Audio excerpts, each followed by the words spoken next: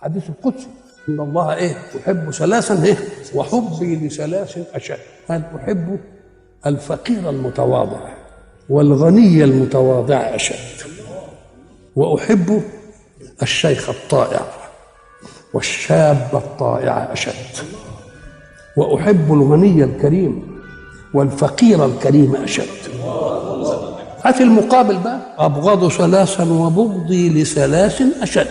ابغض الغني المتكبر والفقير المتكبر اشد، واكره الشاب العاصي والشيخ العاصي اشد، وابغض الفقير البخيل والغني البخيل اشد. مع ايمان الصرف يبقى غنيه متواضع وفقيره كريم وشبابه طائع. هذه ارقى مجتمع.